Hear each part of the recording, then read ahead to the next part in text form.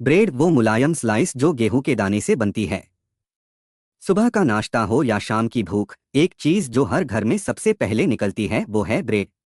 Butter लगाओ, jam लगाओ या यूं ही खा लो, यह मुलायम सफेद हल्की सी ब्रेड हर बार एक जैसी होती है। लेकिन क्या आपने कभी सोचा है कि यह इतनी परफेक्टली सॉफ्ट, इतनी परफेक्टली शेप्ड कैसे होती है? हर स्लाइस बिल्कुल एक जैसी, हर बार एक जैसा स्वाद। आखिर एक साधारण गेहूं के दाने से लेकर आपके ब्रेकफास्ट टेबल तक यह सफर कैसे तय होता है? तो चलिए आज ब्रेड बनने की पूरी कहानी समझते हैं, शुरू से आखिर तक। ब्रेड बनाने की प्रक्रिया। ब्रेड बनाने की पूरी प्रक्रिया को हम 6 मुख्य चरणों में समझ सकते हैं।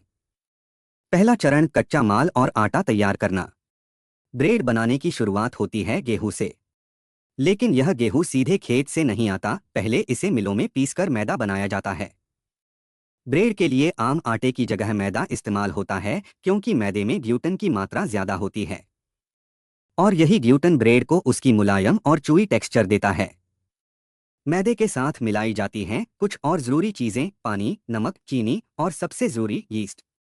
यीस्ट एक सूक्ष्मजीव होता है जो ब्रेड की जान होता है। इसके बिना ब्रेड कभी फूल नहीं सकती। इसके अलावा थोड़ा तेल या शॉर्टनिंग मिलाया जाता है, जो ब्रेड को मुलायम बनाता है और उसकी शेल्फ लाइफ बढ़ाता है। बड़ी फैक्ट्रियों में यह सब इंग्रेडिएंट्स बड़े बड़े साइलोज में अलग अलग स्टोर होते हैं और हर बैच में इन्हें कंप्यूटर कंट्रोल्ड मशीन्स से बिल्कुल सटीक अनुपात में मिलाया जाता है। दूसरा चरण, मिक्सिंग और गूंथना। अब इन सभी इंग्रेडिएंट्स को एक विशाल इंडस्ट्रियल मिक्सर में डाला जाता है। यह मिक्सर इतना बड़ा होता है कि एक बार में सैकड़ों किलो आटा गूंथ सकता है।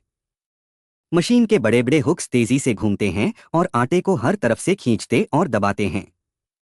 यह प्रक्रिया देखने में जितनी सिंपल लगती है उतनी है नहीं। दरअसल मिक्सिंग के दौरान मैदे में मौजूद दो प्रोटीन्स ग्लूटनिन और ग्लाइडिन पानी के साथ मिलकर ग्लूटेन नेटवर्क बनाते हैं। यह नेटवर्क एक जाल की तरह होता है जो यीस्ट द्वारा बनाई गई को दो गैस को अंदर रोकता है। और यही जाल ब्रेड को उसकी कैरेक्टरिस्टिक टेक्सचर देता है।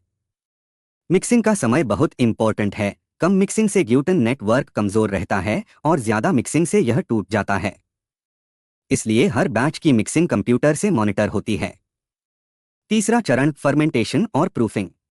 यह पूरी प्रक्रिया का सबसे दिलचस्प और जादुई हिस्सा है। गूंधे हुए आटे को अब एक गर्म और नम कमरे में रखा जाता है।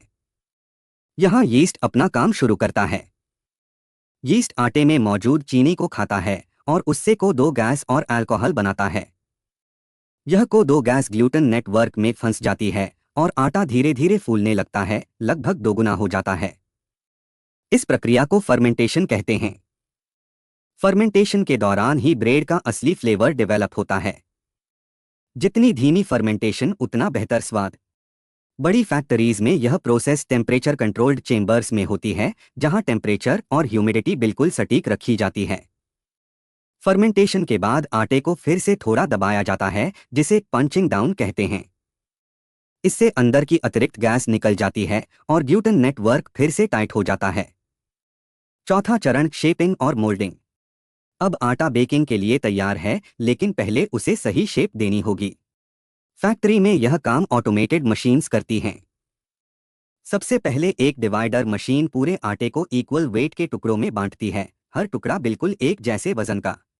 फिर राउंडर मशीन हर टुकड़े को गोल बॉल बनाती है।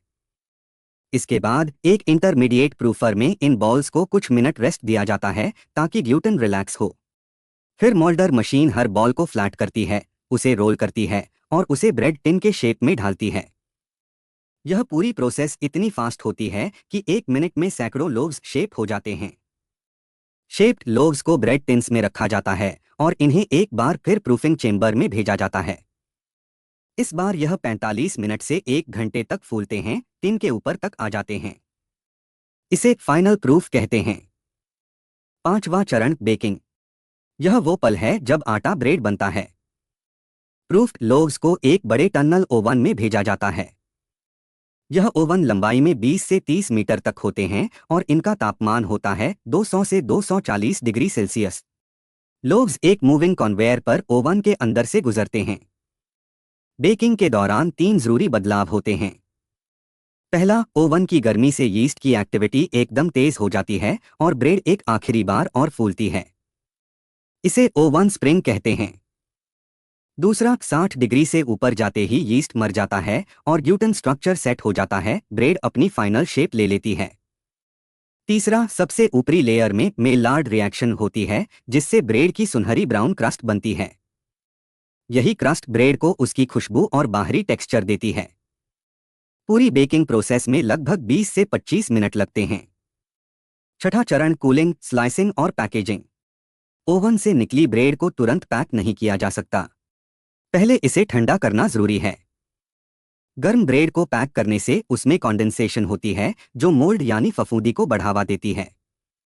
इसलिए लोव्स को कूलिंग कन्वेयर्स पर रखा जाता है जहां वो 1 से 2 घंटे में ठंडी होती हैं। ठंडी होने के बाद आती है सबसे सैटिस्फाइंग प्रोसेस, स्लाइसिंग।